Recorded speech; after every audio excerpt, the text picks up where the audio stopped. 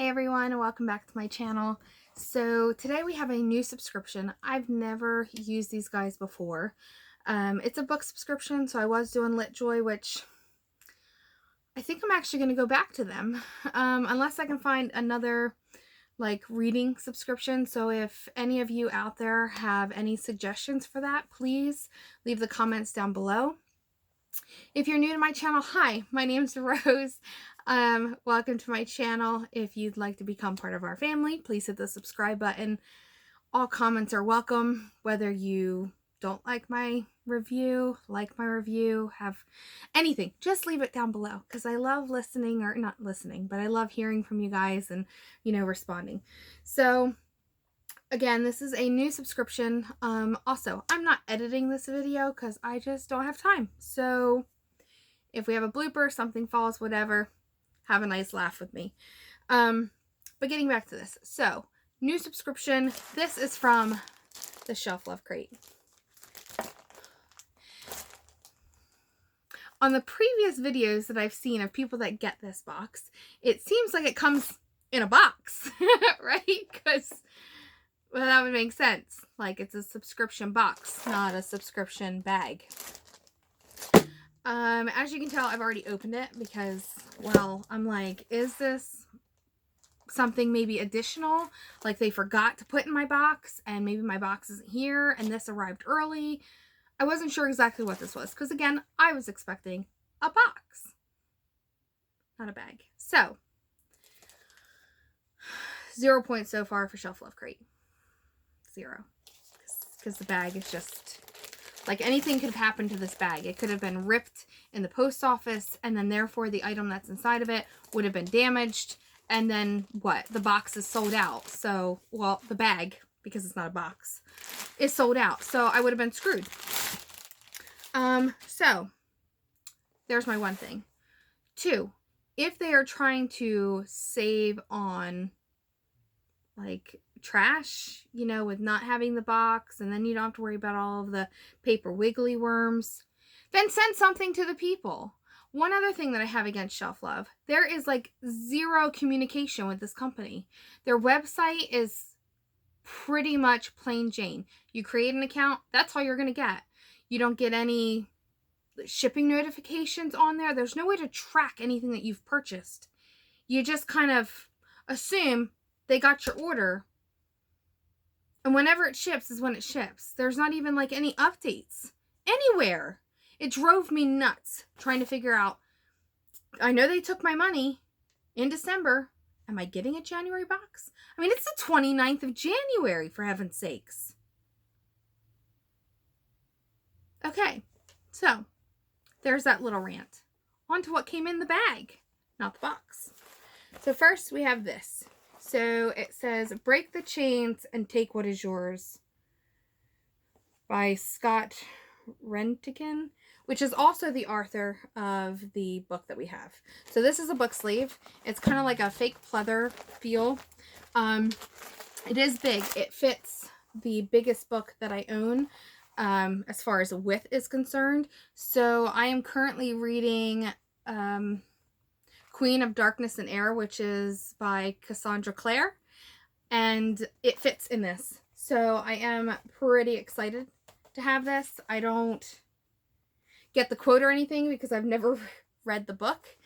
But I like it. I mean, it's got an antique key on it, right here, like on the chain. The colors are nice. The overall quality is nice as well. And then on the inside, it's just black cloth. So this is nice.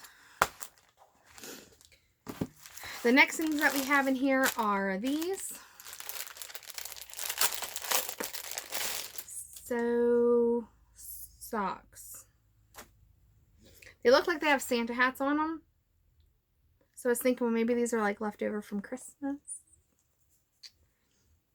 And then they say, they should never have given us uniforms. And these are from A Handmaid's Tale. So, socks that I'll never wear. I'll donate them. The next thing that we have is this wooden bookmark. So you've got a chick, this one, and then you flip it, and then you have another guy. I mean, there is these sickles, so I'm guessing they are like Grim Reapers. I'm not really sure what this is a reference to. There's no wording, there's no nothing on it. So it is also very, very flimsy. It's not like so if you look at my previous video, we had gotten a wooden bookmark from LitJoy Crate that was Jack Skeleton on one side, and then it had Zero the dog on the other, and that bookmark was like thick. And then I also had bought an add-on, which was Bellatrix Lestrange on one side, and on the back was her and Snape making, or not her and Snape, but Malfoy's mom and Snape making the unbreakable vow on the back. And even that one is a lot thicker than this. Like, I can't bend those ones. So I'm kind of hesitant on using this only because of how, like, flimsy it is. Like, I don't like that. So, personal preference.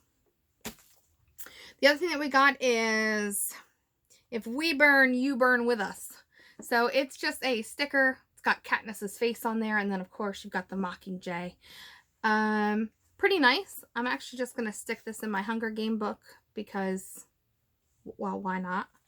And then the last thing that we got, make sure that I've covered all this. So, yep, handmade socks, Nixa, I guess is what it's called for the book sleeve. The Hunger Games sticker.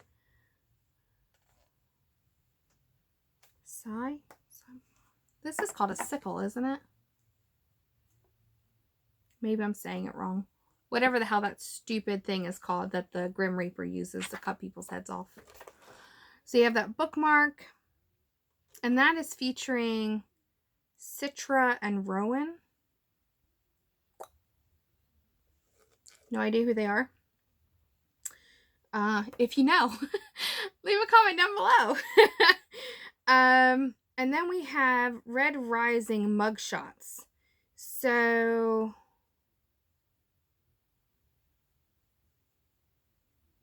I don't know who the hell these people are either. So, maybe it tells us. Servio. So we have this weird looking fucking guy with like, oh, sorry. I used really bad curse word there. My bad. So we have this guy, and it looks like he's got like some kind of a wolf or badger skin or something on his head. I don't know who he is. Then we have this guy, which says Darrow. Kind of looks like a ripoff of PETA that is embarrassed. And then we have Cassus? No idea. Looks like a Jace Horndale wannabe from Shadowhunters. We have, okay, her name's Mustang. She looks like a jacked up Katniss Everdeen. And then we have the Jackal, which honestly looks like a wannabe Doctor Strange. No idea.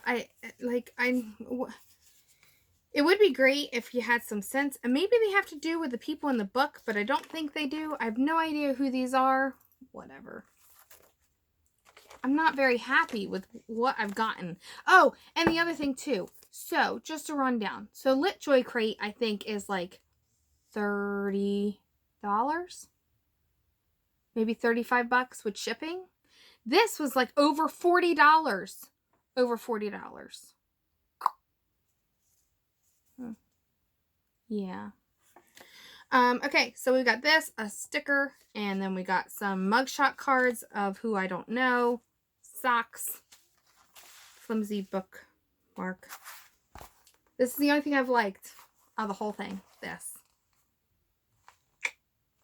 Anyway, and then here is our book. So, if you can't tell, it's like this burning horse. It says Ride or Die, and then it's called Ashlords by this Scott whatever. because I totally suck at names. Page-turning inferno of a book, it says. So, champions are not born, they're made.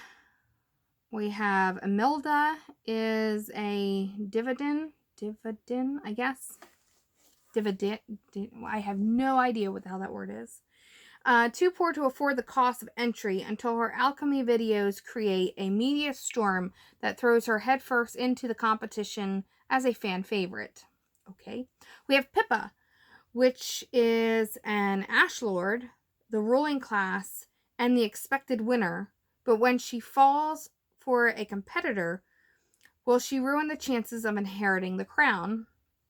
And then we have Adrian, is a longhand, known for their vast wealth and failed rebellions. He is a symbol of revolution and the last chance for his people to rise against the Ash Lords. Only one can win the crown. Anyway, okay. So, ever since the Ash Lords were gifted phoenix horses by their gods, they've raced them into battle on hunts, and now the world-renowned races. Elite riders from clashing cultures vie to be crowned champion by honing their abilities to create and control phoenix horses made of ash and alchemy, which are summoned back to life each sunrise and then burst into flames at sunset. But good alchemy only matters for a rider if a rider knows how to survive. While murder is outlawed, breaking bones and poisoning the ashes are legal and even encouraged. 11 riders will compete in this year's races. 3 of them have more to lose than the rest: a daughter of 2 former champions, a scholarship entrant, and the son of the revolution. Which one will attain their dreams of glory and win the power of their people, or will they all flame out in defeat? Also, so we have this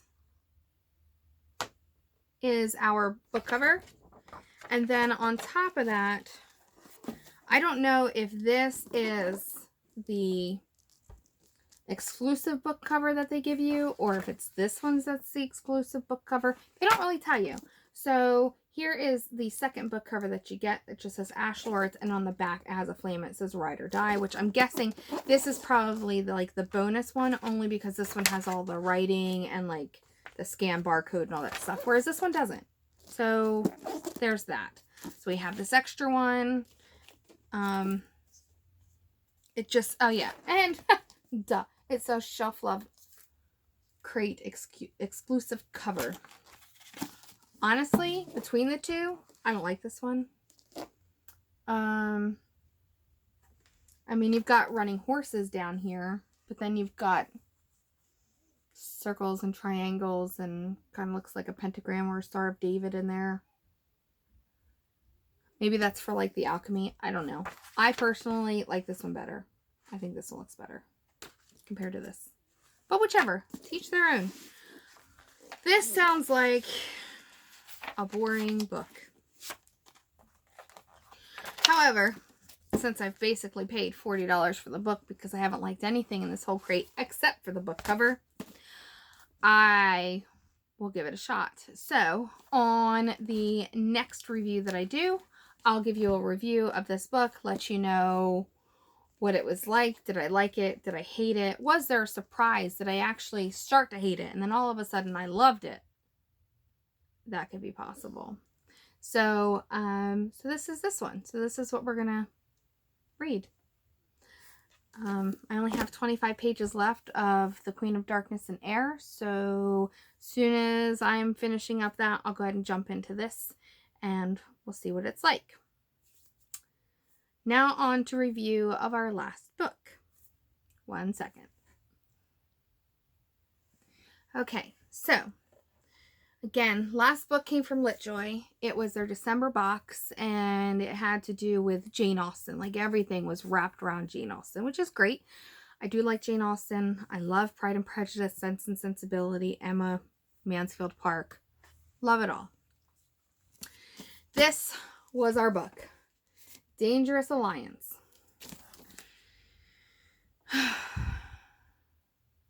You know, I don't mind a good romance novel. When I first started reading out, probably like, I want to say most young readers, but some, they can tend to go towards like, maybe I did. My mom used to read them all the time. So whatever she had lying around, that's what I had started reading. So I basically started out in those little tiny romance novels, paperback, and then decided to start venturing out because I got tired of the same plot leading up to the big huge climax, and everybody lived happily ever after, which is not life. So for this one, this is definitely like preteen. I wouldn't even consider this young adult. It was very dry. It was a dry read.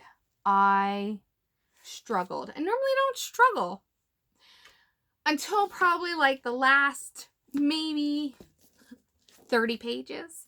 And then that's when like everything like blew up and then all the pieces kind of connected.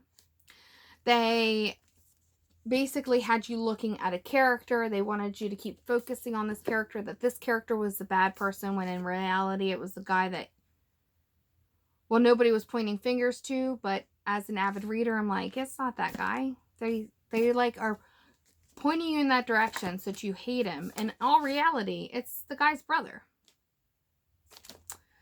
So, dry read. Forced myself to read it like a chapter or two a night, depending on the size of the chapters. It didn't bounce around a lot, which was nice. But it was just dry. It was very, very, for me, boring. I think I've gotten so used to like action-packed books where there's always something happening to kind of draw your focus so that you want to keep seeing what's happening next.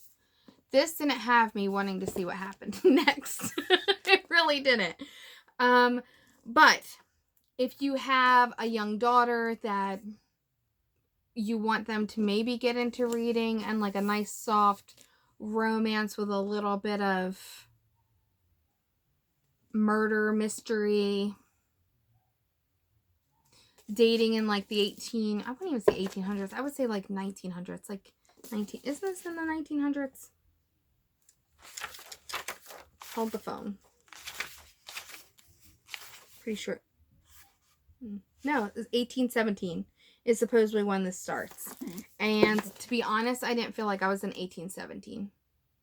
I felt like I was in like, shit, I just totally dropped my book.